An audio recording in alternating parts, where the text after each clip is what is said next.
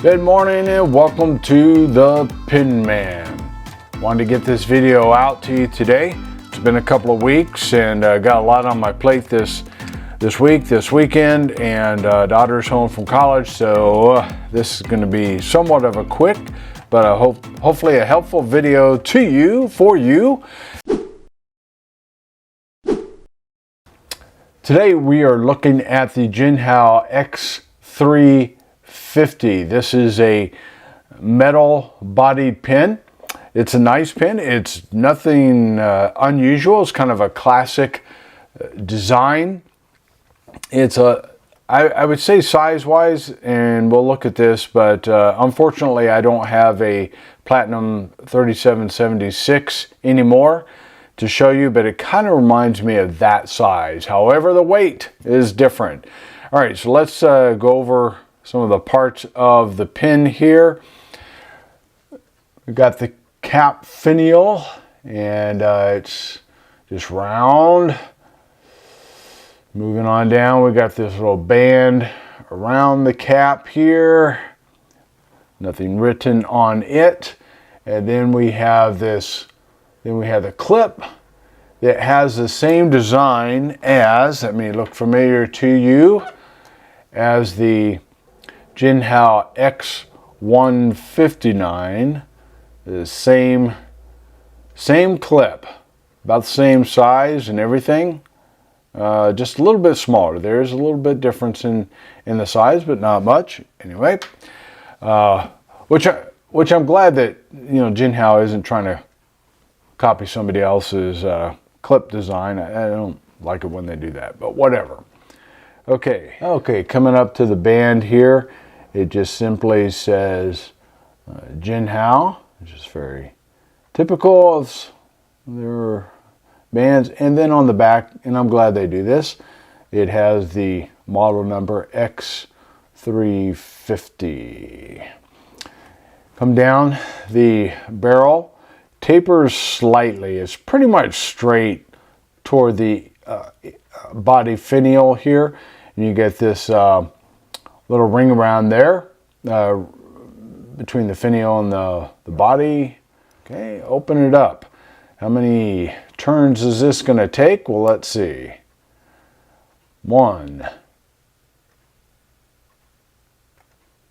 About 1.5, I would say. Let's try this again.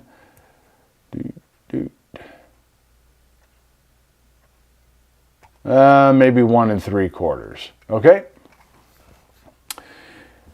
Open up. Inside you have a plastic threads on there, and then of course they match these metal threads, so you want to be a little bit careful in how you cap and uncap the pin, but quite frankly it doesn't take too much. It's not going to, unless you really wrench it hard, I don't think it's going to be a problem there. All right, let's take a look at the nib. It has the Jinhao chariot there, and it says Jinhao, then 18 KGP, so it's supposed to be 18 karat gold plating, I'm assuming. From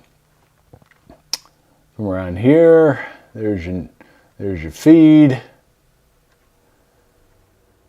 And then the grip section is pretty much the same all the way across. It's about 10.5 millimeters right here at this point, and then 10 millimeters here. Then the gold band there is about 10.5 millimeters. So it just barely tapers down. So I'm going to call this a 10 millimeter, which for me is a good, comfortable size for the grip section. The threads on this section are not they're not rough at all. I don't really notice them too much when I'm on there, so they're not sharp, so it's good. Open it up. Take standard international cartridge, And there's the Jinhao on this feed. I think it was on the X159 that Jinhao didn't put their name on the feed or on the converter. So yeah, what did I call this? Feed? No. Anyway, on the converter, now there, Jinhao, so standard international, and then you have the metal part right here, and then there's this, you have a gasket, or not a gasket, O-ring right around the tip there, which is kind of nice. It makes it a nice smooth closing, and probably if you wanted to eyedropper this pen, that would help as well. The size of the pen is good. It does post, and it posts securely. So for those of you who like that, and it's not too back weighted. It's a little bit long, of course, but yeah, it isn't too back weighted. If you like to post your metal pens, you can do that. But you know, for me anyway, it's plenty long enough to write unposted, which I prefer. The weight on this pen is, the body is 18 grams. Overall, it's 33 grams. This cap weighs 14 grams. So the cap weighs almost as much as the whole body with a converter filled with ink. So, I mean, I guess that's, so if you go to post, I mean, that's going to be one of the things you're going to see. But again, it's not too noticeably back weighted there. But so we got that. Okay, let's do some size comparisons here. Here you have the Jinhao X350 next to the Shimano Jinhao X159. This is a Sailor compass. I was kind of thinking that they would be about the same until I pulled that compass out. Boy, that thing is really kind of on the small side. And then you have the Lamy Safari. And here they are uncapped and posted. All right, how about a writing sample for the Jinhao X350? The Jinhao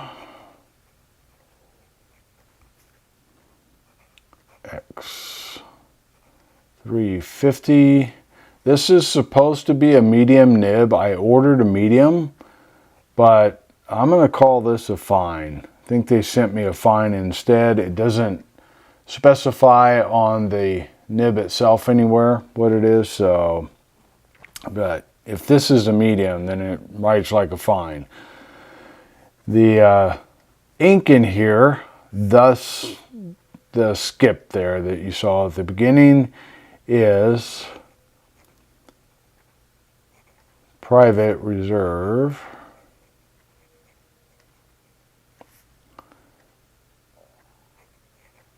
DC Electric Blue. All right, so when it's writing, once it gets going, it's okay. And probably dried out during the uncap as I was showing this too. Once you're writing, there's no hard starts or skips. And it is a smooth writer. There's the wetness, reverse writing. It almost writes more medium in reverse than it does regular. Or at least about the same. Reverse writing. And the reverse writing is pretty smooth too.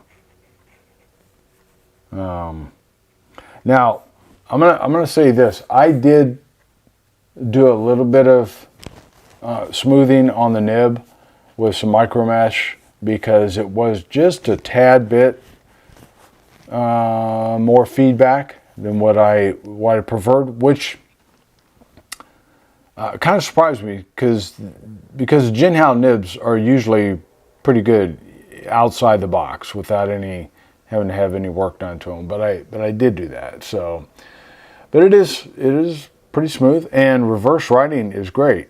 Like I said, it's not too much. Oops.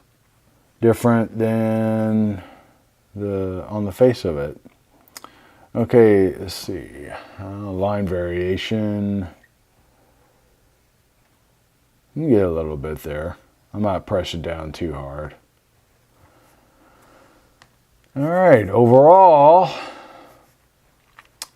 I'll say this pen gets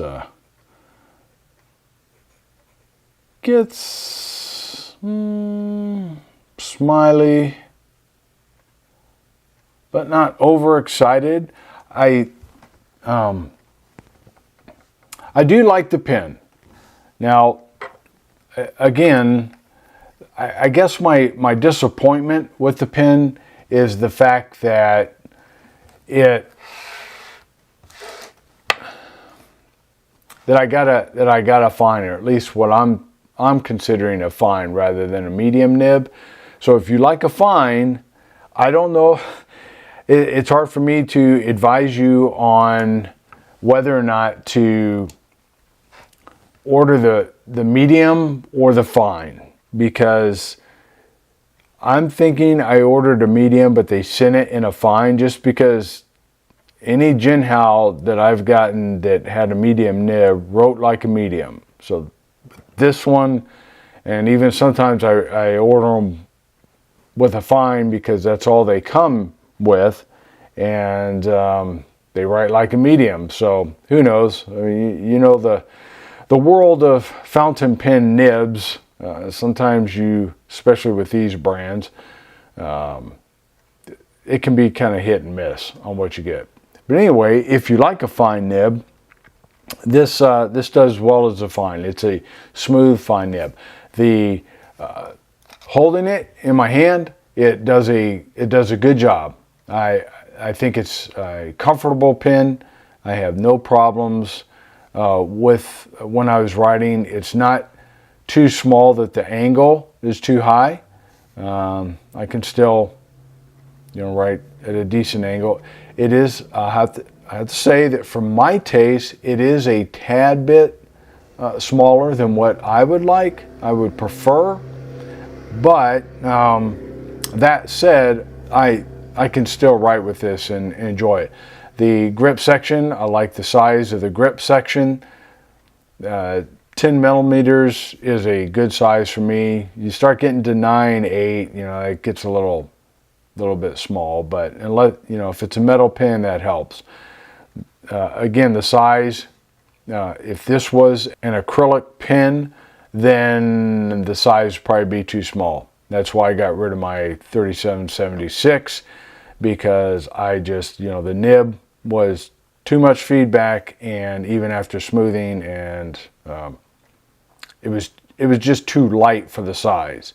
So this is a metal pen. It's smaller, but it's metal, so you feel like you have it in your hand. So, and again, the style is classic. I guess if you wanted other colors, to my knowledge, this one only comes in the black. So if you liked some color variation, you're not going to find it with this pen. But if you want just kind of a classic, black pen, then this one might fit your needs. All right, thanks for watching. You all have a nice day.